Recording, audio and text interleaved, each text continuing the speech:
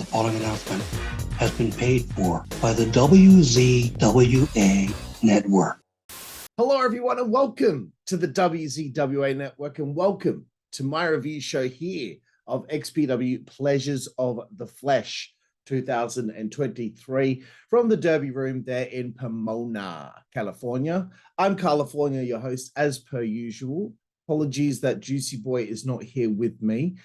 We had to do the Elimination Chamber review yesterday after I just done a 12-hour shift at work. So ran out of time to also do a second review because then I had to watch this whole pay-per-view, and I don't think I got done watching it until about 12:30 at night, so well, in the morning technically. So yes, it's a little bit late, my apologies, but here we are. So Pleasures of the Flesh, a bit concerned about things after the announcement of the Fight TV thing, XPW no longer airing on Fight TV. I was concerned because, you know, on such short notice, how are they going to go about, finding a new provider that do such a great job like Fight TV seems to do? But they seem to handle things fine. The only shame is like, I guess Fight TV, as time was wearing on, they had implemented different things on the shows, like, instant replays and nameplates and people come out to the ring, things of that nature. So it's a shame that we didn't get any of that on this show. And it's because it's almost like you start from scratch again. You're filming the shows like something like Rebirth was filmed. But look, it's not a big deal because they seemed to shoot the show fine last night. It's just those things that you're starting to get used to with the instant replays and the nameplates and things of that nature. Hopefully that will come in within time. Anyway, I'll stop rambling and get on with this review. I was really looking forward to this, especially after the opening of the show. I thought that was a fun little package, even if it went just a tad too long. But that's okay. That's just nitpicking. And I was very excited to see who the mystery partner for the main event would be, because I'm one of those wrestling fans that really get pumped up about a mystery opponent or a mystery partner, because you're just thinking of all the possibilities, which is, it tends to lead you to be disappointed in the end sometimes. You're hoping for some amazing surprise. But anyway, that's on me. So we start off with highlights of the last show. A nice SHLAK promo there with MASADA as they're hyping up, this feud that's been going down between them and the MAGA faction. Jasmine in an absolute rage, cutting this great promo with her faction at the last show. We Are Not Your Kind. I think this has been her best run in pro wrestling, honestly. Seen some of her work from ECW and 3PW, etc. And TNA, but honestly, I think this is her best run. She's been there every single event since she first got there, and she has sunk her teeth into this run with this group, MAGA. And I love the swearing. I love the foul language. This is the adult wrestling I'm looking for. So I was just thinking, let's see how this goes with the it not being on Fight TV. Were some mic issues. Always seems to be mic issues at these shows. I don't know why. I don't know what the problem is. Got to get that fixed at some point. Like it's okay to have a few issues at the beginning, but there were some through the show. But it's not really that big of a deal. If these mic issues were happening like AEW, WWE, then I'd make a really big stink about it. But because it's XPW, because they're starting from scratch with their streaming of their pay-per-views, it's okay. Like, you can give leeway because you have to take things on their own merits. You have to give things an opportunity, knowing that they don't have $1 billion budget on these shows. So you got to give them some slack. some SHLAK. Anyway, okay, so we start off the show with Lindsay Snow taking on Chelsea Durden, who I saw debut for XPW at We Are Not Your Kind. And that match I think could have been better, but you know what? I was so distracted by the fact that I could not hear Chris Kloss's voice. And I'm really concerned because they haven't announced anything. I haven't heard anything. But if I'm telling you, I'm just being honest. Okay. I don't know what the situation may be. Maybe he just missed his flight or something like that. But Chris Kloss not commentating for XPW is like Joey Styles not commentating for ECW. When they did those hardcore homecoming shows, the first one, Joey did the commentary, but then they did a couple more hardcore homecoming shows. Joey was now in WWE. Couldn't stand it. Couldn't stand it. Like, it has to be that voice. Chris Kloss is the voice of XPW. So I think the whole time I was in a bit of a mood because of it. And this is nothing against Kyle Wilde. It's Kyle Wilde, right? Just want to double check that. I think it's Kyle Wilde and Ron Nemi. Nothing against them, because I think those two work well together. But come on, man. I want to know if it's true, if he's gone or not. I don't know. I'm just guessing, but still. So yeah, anyway, the crowd looked a little thin. But that was only early in the show. It did fill out a bit more. So there was good physicality early between the two ladies here. But again, I felt like the match was a little bit stuck in the mud. The best part of the match was the finish. I got a kick out of that. Lindsay Snow's sticking some tattoo needles in the head of Chelsea Durden. She taps out. I thought that was a very cool finish. And just one little suggestion from this fan here in Australia. I'd like to see Lindsay Snow against Sawyer Wreck. I'd like to see Sawyer return. I think she would suit XPW. I like the addition to the entranceway. Very good. I'm still hoping for a big X. Maybe that's just not going to happen. Okay.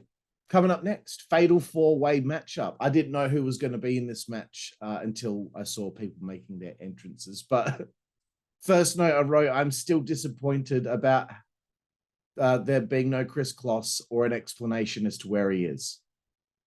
Because I'm thinking about it throughout the whole show, because I'm not hearing his voice, right?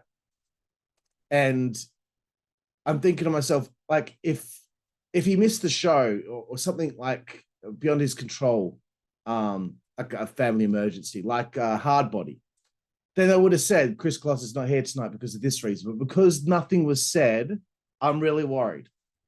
And I won't mention it anymore. I've got to get out my system. I think that's the last time I wrote this in the notes about him. But anyway, so I didn't know who was going to be in this match until people made their entrance. It was my boy, Roland Bo Cooper. You can see my exclusive interview with him on the Insider's Edge podcast on this YouTube channel. He makes his entrance first. You know, Bo Cooper's getting a good reaction every single show. I'm digging it. I think he's found a good home there at XPW, and he's always on these shows in Los Angeles. So I like, the fact that there are some people on this roster that are on every single show. I get that you got to bring other people in from time to time, but I like to see like a bit of a regularity with some people, because you see somebody show up, you get excited that Angel's there, but then you don't see Angel again. You get excited to see Sawyer Wreck, and then she doesn't come back. I don't know. I like a little bit of regularity with some of these people. But anyway, I'll stop whinging. Judge Joe Dredd is next in the match, and then Terex was next. And that's when I first noticed that we did not have any nameplates. By the way, I don't know if this happened on XPW TV, but Terex still needs to get his comeuppance on Danny Ramirez. Come on.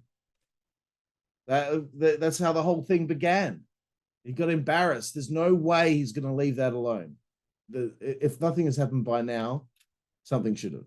And Biggie Biggs was the final combatant in this fatal four-way. So this is a big man brawl coming our way. Was interested to see how this would go. I thought maybe Bo Cooper needed another win here, because I was thinking, because you fantasy book sometimes. I thought to myself, if Bo Cooper got another win here, then perhaps we could have an interesting situation where he has somehow become #1 contender for the television championship that Cat Martini holds. Wouldn't that be a funny visual to see the little Cat Martini and Brawlin' Bo Cooper standing face to face, about to have a wrestling match? What's she going to do to try and get out of that situation? There's heaps of options of what you could do with that. I think that would be funny or / entertaining. Judge Joe, I've got to give him some props for his screaming ability when he was being stabbed. How good is Deathmatch in hardcore wrestling? I was thinking to myself, this should be hectic and quick, like boom, boom, boom, boom, elimination after elimination, like, because it very quickly became like just a war, like an all-out war, and people were just pissing out with blood within like 45 seconds. Terex's eye was just pissing with blood. It was really cool. It's weird. That's a weird sentence. That's a weird sentence. So yeah, I wrote, give me a 6-minute all-out war where everyone just gets fucked up.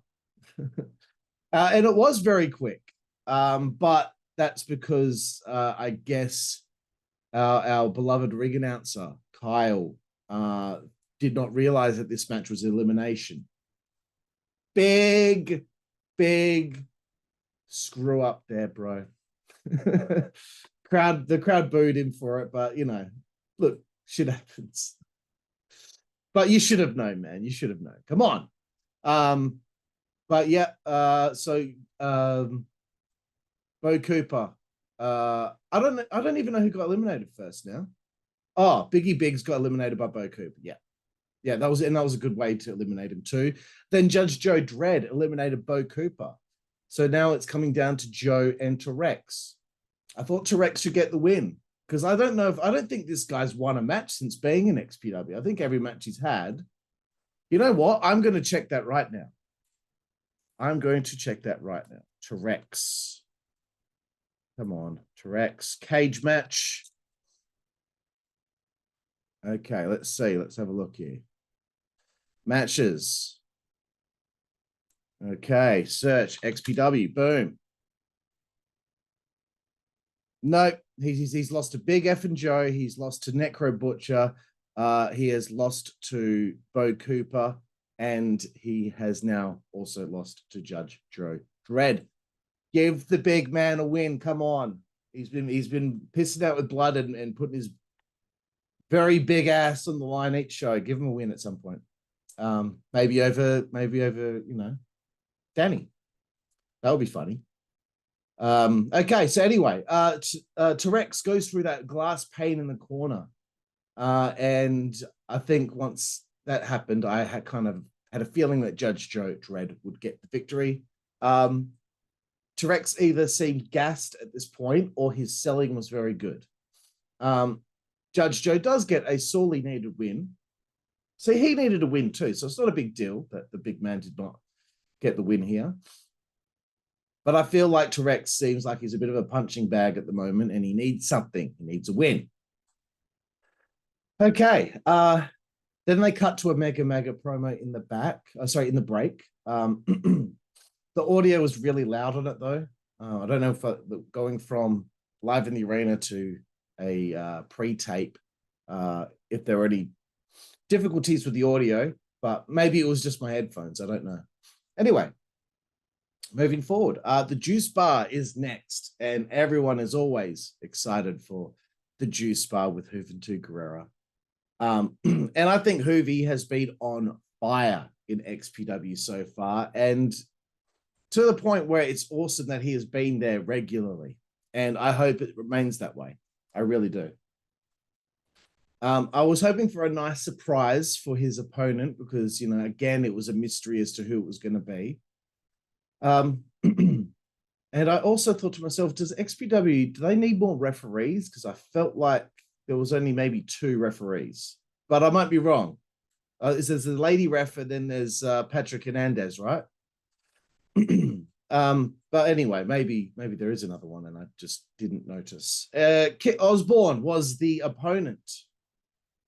I was a little disappointed, but that's just because I was expecting like a name. And I'm not saying that Kit Osborne isn't a name. I don't really know him that well. I mean, I've seen him wrestle a couple of times, but he's very good. I'm not taking anything away from him.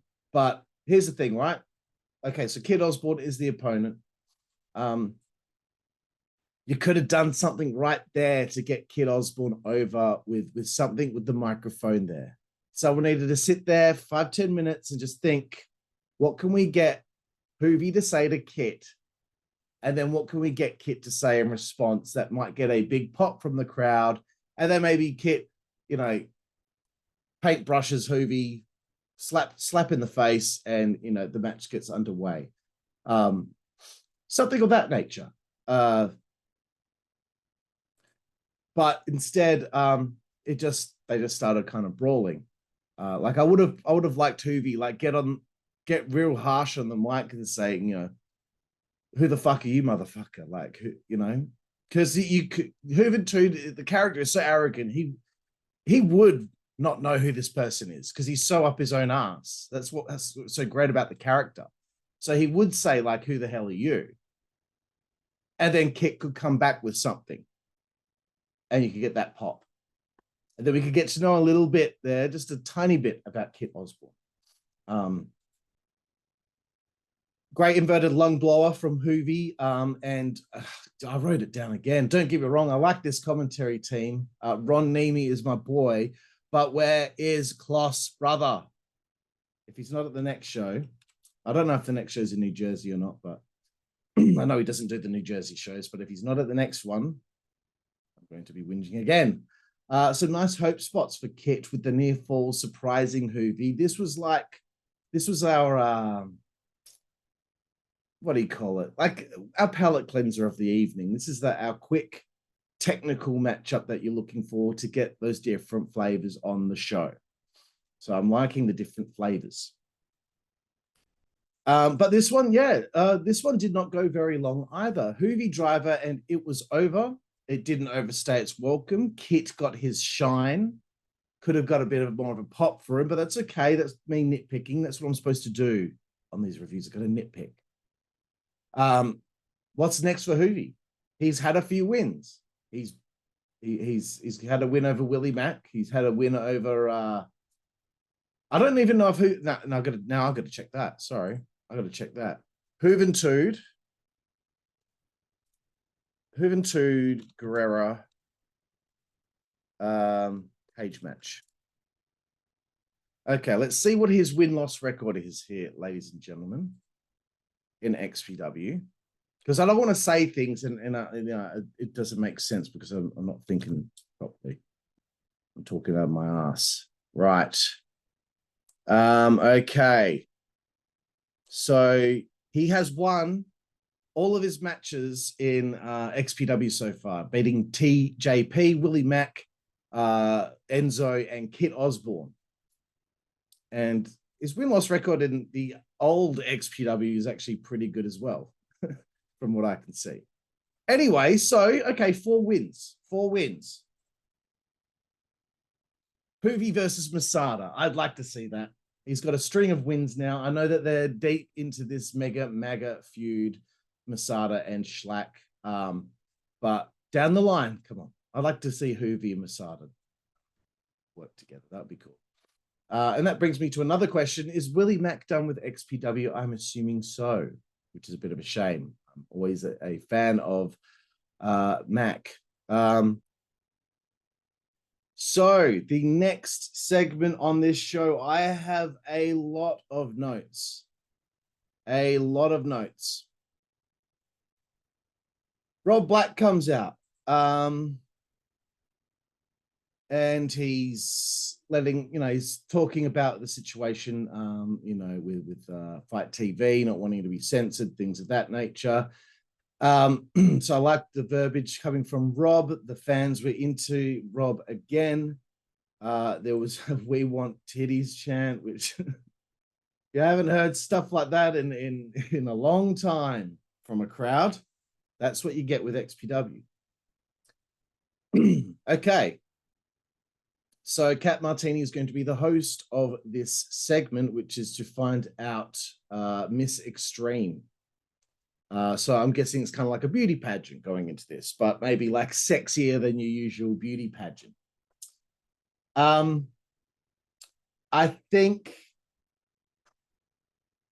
okay, like I'm going to give my notes here and I'm going to be pretty harsh, okay? And I'm really sorry because I really like Kat Martini and I love XPW, my favorite wrestling company, but this was terrible, okay?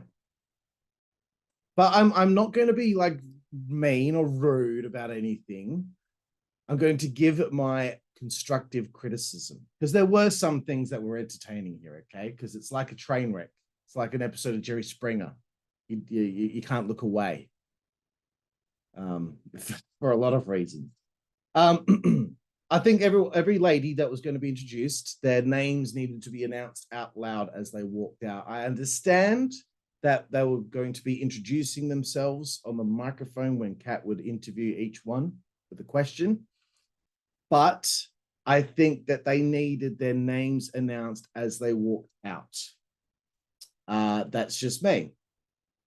By the way, there should have been a directive to the referees to, if they're going to help the ladies get into the ring, they go under the second rope, not over, because the ladies are too short to step through the ropes. Doesn't matter how wide you were trying to open the ropes for them, it was awkward for them. Just hold the second and first rope open and get them to bend down and get through that portion of the entrance into the ring, whatever the fuck. Okay, so I know it's a dumb thing, but I just noticed that it was a bit awkward as some of the ladies were trying to get in the ring. God bless America indeed, Ron Neiman. Okay, I thought J Love, the first lady, when she was given the microphone, she stinks it up by singing some Whitney Houston on the microphone. Stinks it up. I thought it was hilarious. It kind of reminded me of Jillian Hall from WWE, except Jillian was like more cringeworthy, I think, like in a bad way. So I thought this was really funny of her, and she did a good job there. And while she was singing, I think Ron Neiman said, "This is ruining it for me." Like, clearly, you know what he's going on about there. That's funny stuff. See, a segment like this, I really would have liked to see Ron and Chris Kloss bouncing off one another. Oh, God, Chris would have been hilarious in this as well. Can you imagine him going, "Oh"? So Darcy Diamond, I think her name was, her. Now, this is what's going on here. Kat is asking them all a question. And I think some of the questions were shit. I think what really should have been mapped out was like each lady shows the special talent. That's it. You introduce who they are, and they do the talent, right? Every single lady, it should have been definitely mapped out. I'm sure some of it just seemed like this went fucking. This got out of control really quickly. Okay. It didn't help that Nikki Sex kept on interrupting Kat as well. She's trying to get herself over. She wants to win the crown. I get it. But the questions were shit. So Darcy says that she's had the most she's had sex in one day was 8 times. Which is fair enough. I'm sure it wouldn't be difficult for her to beat that record if she wanted to. Taylor Nicole, and I don't mean that in a bad way. I'm just saying she's hot. Okay, Taylor Nicole. I thought it was a little confronting that she said she likes getting punched in the face. I thought that was a little bit too much. I thought, was it Brandy Graves? Is that her name? I think I got her name right. See, this is the problem with not having the nameplates. Like I couldn't write their names down properly, and I had to rely on the audio. See, she seemed a little bit uncomfortable as she was getting interviewed by Kat Martini. And I don't know what she was asked. I can't remember. I thought Nikki Sex was clearly going to win this because of her gargantuans that she had there. Jesus. But I thought to myself, this segment is flat as fuck so far, but also entertaining for how bad and good it is. J Love sang again, and it was terrible. Taylor Nicole did some good stuff after that when they're showing their talents.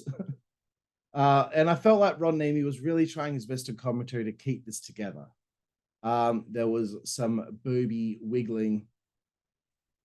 I can't believe that's a sentence I'm saying. There was some booby wiggling from Brandy and Darcy. Good stuff. Like, I can't complain about that. Nikki she really wanted to win. You could tell. Then there was, oh God, I didn't get a name. Okay, I'm sorry. The young Asian porn star. she does her thing. Accidentally, her boob accidentally popped out. She didn't mean to, obviously. And she ties herself up with a little bit of bondage, I suppose, and very good, very cool. Ron, I think you said Karlifornia are free spirits out here. I am positive you said Karlifornia. I think it might have slipped out, bro. I think you actually said my stage name instead of California. Okay. So after the Asian porn star tied herself up, can't believe that's a sentence. That's reading this out is making me laugh, man. I'm popping myself and I'm not even trying to. The next thing that I wrote was, this is an absolute disaster because it got out of control.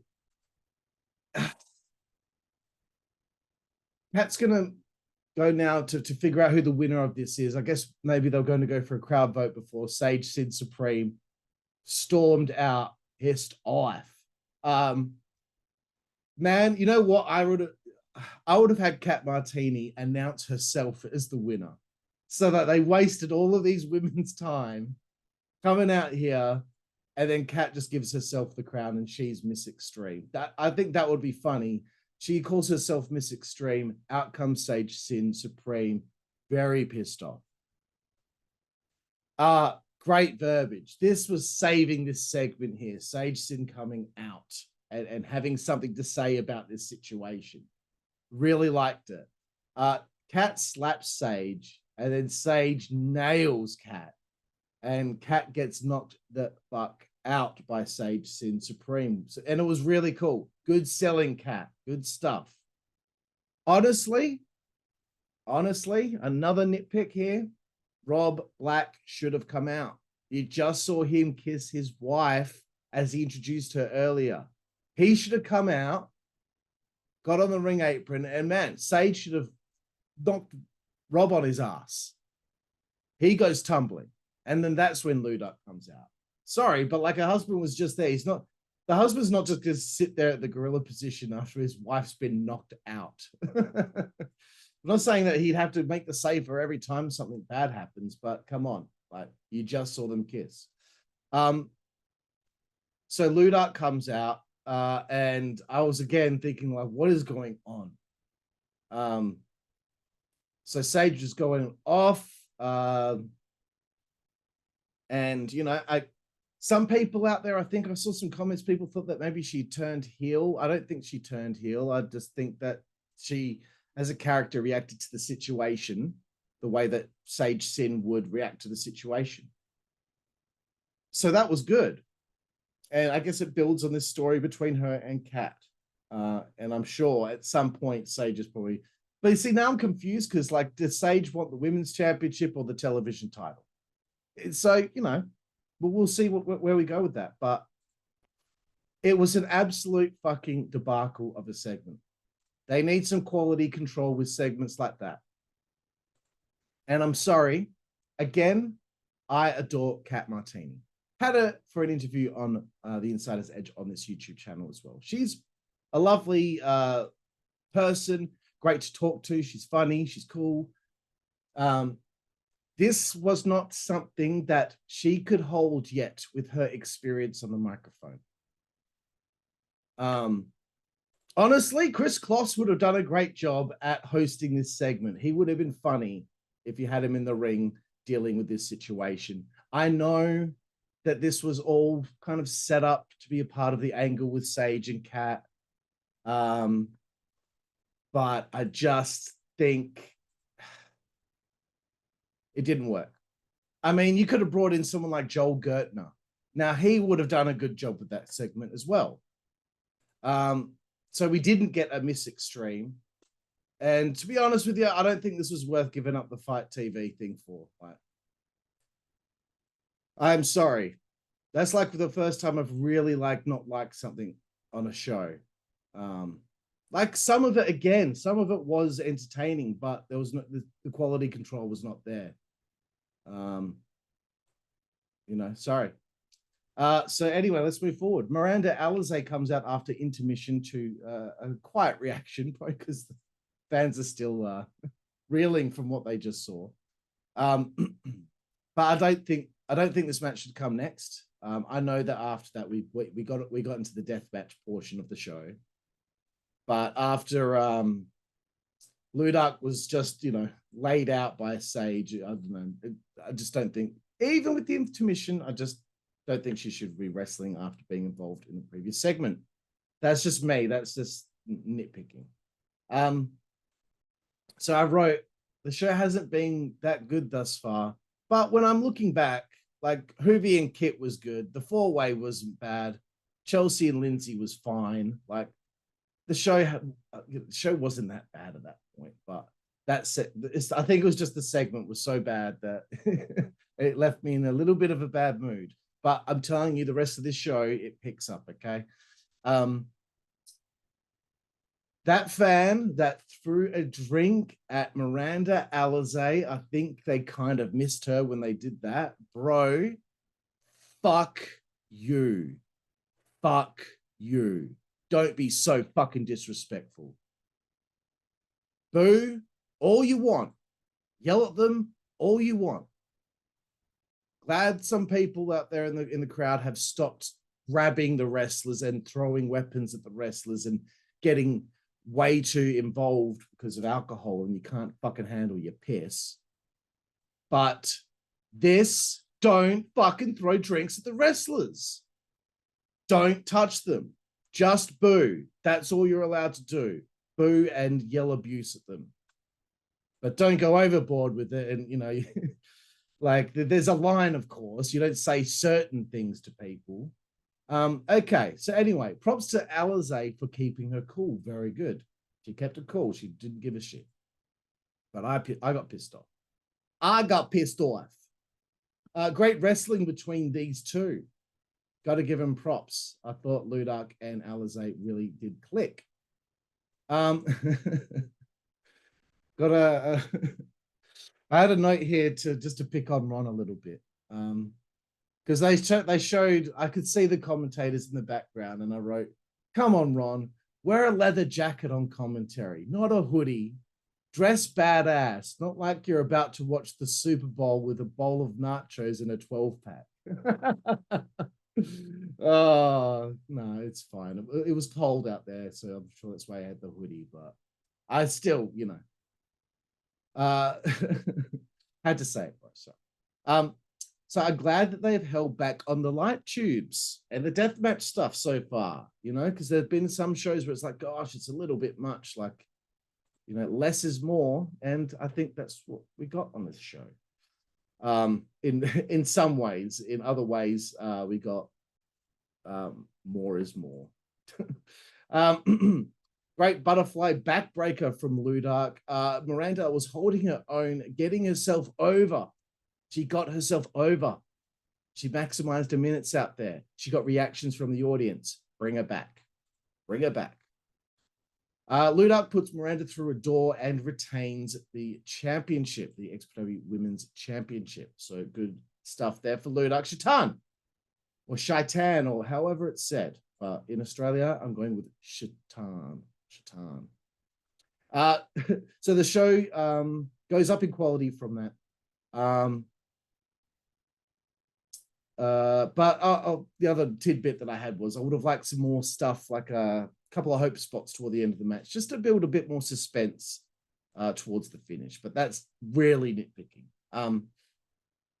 There was a long break between matches here, as I guess they're setting up the Big F and Joe death match that's coming up next. Pre-tape an interview, go to an interview, go to a couple. Just again, some notes there.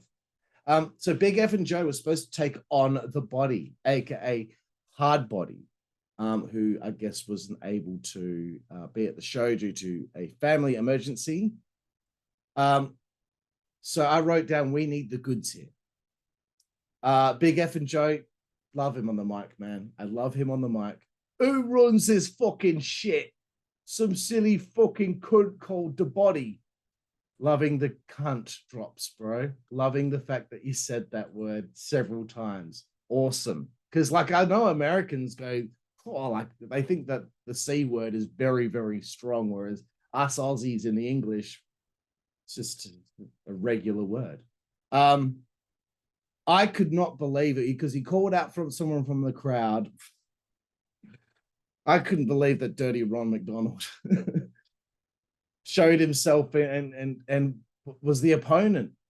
Like, okay, I don't know what his situation is. I've read a couple of things, and I'm not getting involved with anything. I don't know what happened. Okay, but all I know is that he got fired from XPW, and now he's back. So I don't know. Maybe it wasn't true. I don't know. Maybe it is. Maybe I don't know. Okay, I don't know. All I know is that the character that performs on the show, I'm a fan of the character. I don't know what the person is like. I don't know anything like that. But the character and the performance, I've always been a fan of. Okay, that's all I'm saying. So yes, it was a return I didn't expect, and I was very, very surprised by it. Like I popped for it, to be honest. Because I thought it was a shame that he had left in the first place because I was really digging his work. Joe with an armbar and grinding broken glass into the hand of Dirty Wrong. Very good. Joe always like puts light tubes on someone in the corner and then he would charge them and do like a diving side body attack. Like 40% of the time, he really nails that.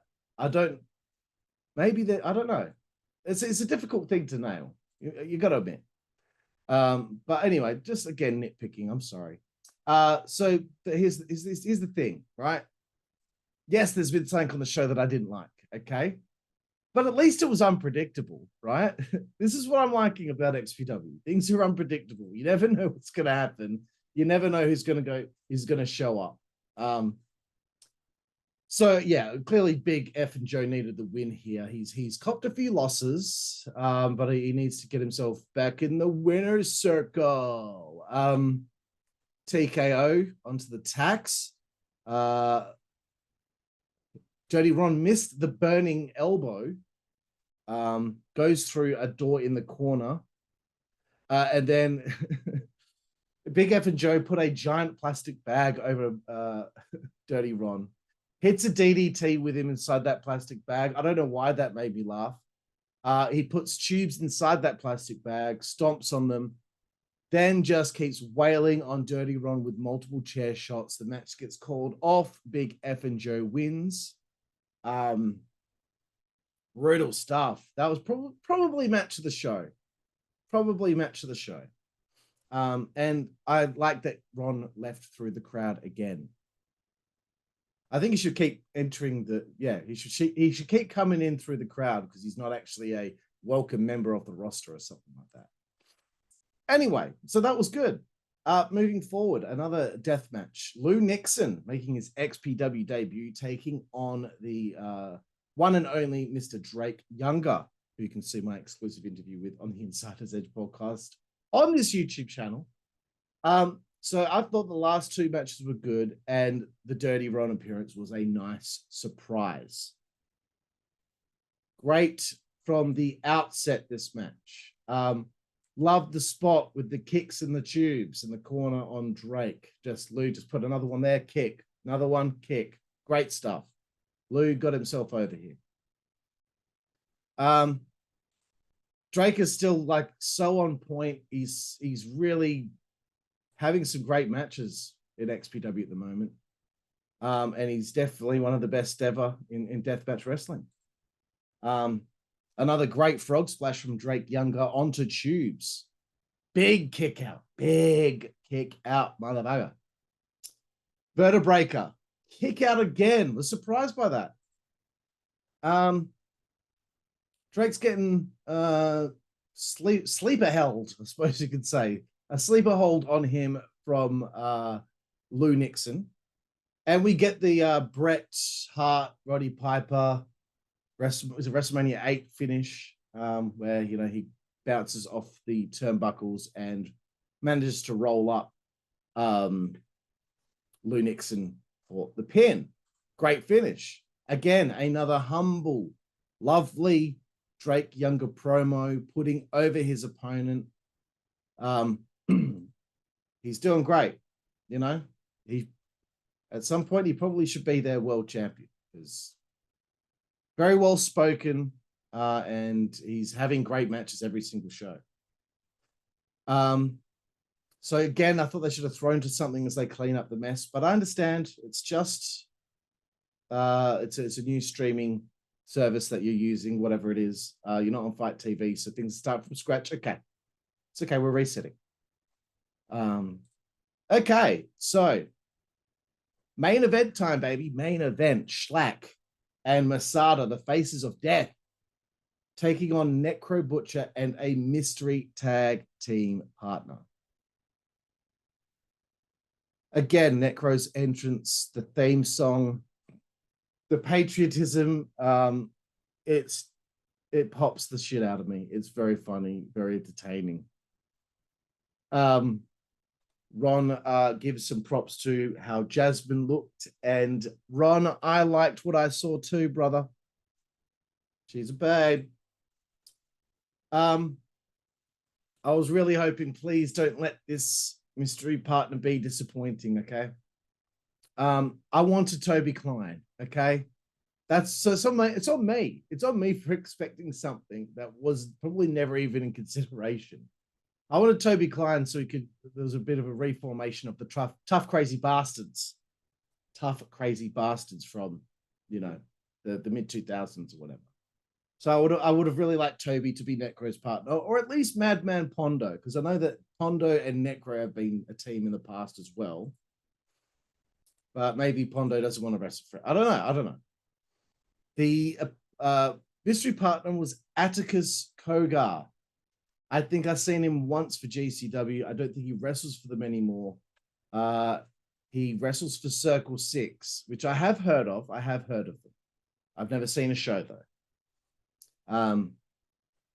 So I wrote, well, you know, that's okay. You know, I guess for the deathmatch community, maybe that's a big deal.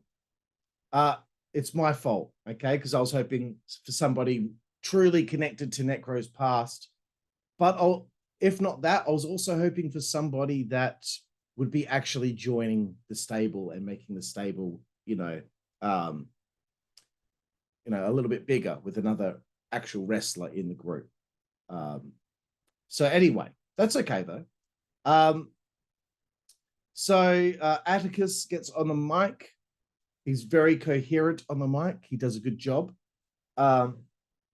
Something happens and we lose commentary for a while. So like that was a bit distracting, and I didn't write any notes during this period of time, but shit happens, man. Like, they apologized when they came back that there was a problem with the power in that area of the building, but they got back online. But I was kept thinking, what is that noise? And I know Danny had a MAGA phone in his hand. And he kept on ringing the siren, bro. Okay, a couple times, sure. But don't get it to be like Bill Alfonso in ECW where just keep hearing this incessant fucking annoying noise, okay? Please. Just a little bit, not too much, not the whole match. It's really annoying. Try and listen to the commentators tell the story of the match unfolding in front of our eyes. I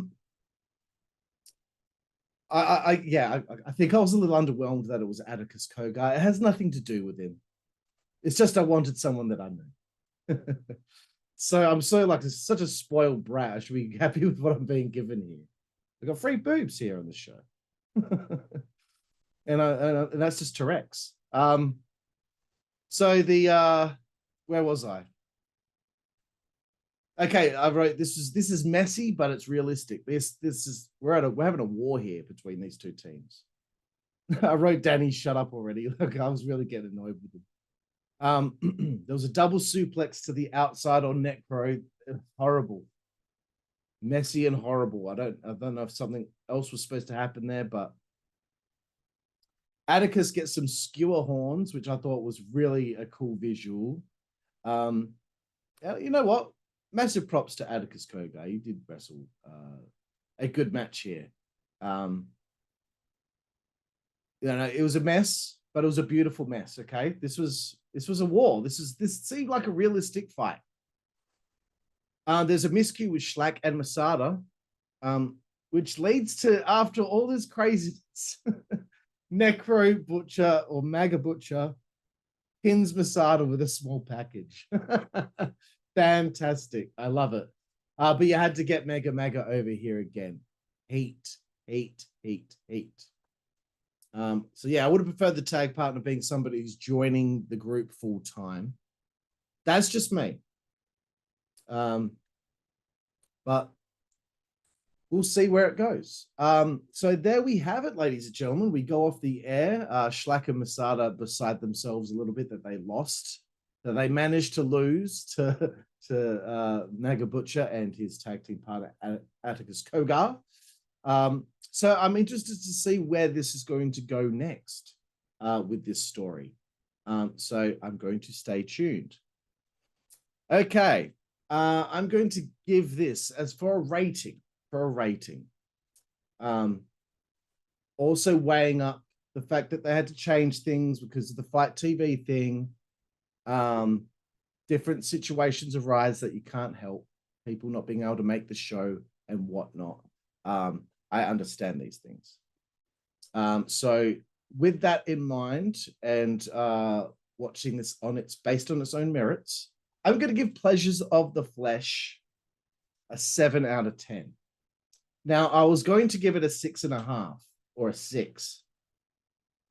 But I have to give props to Big F and Joe and his opponent, Dirty Ron. Props to Drake and Lou. Props a little bit to the main event, and also Hoovy and Sage Sin for her great mic work. Everything else in the show, everything else was fine. You know, that segment was just Jesus. I was really hoping for something great there, and it just wasn't put together properly. So yes, 7 out of 10 for Pleasures of the Flesh. So to like put it into perspective where that ranks among other shows that have been put on, I gave Rebirth a 7.5. I gave Karlifornia a 7, which was surprising. I thought I gave that higher. Beautiful Disaster 7.5. The highest rating I've given is XPW's Night of Reckoning.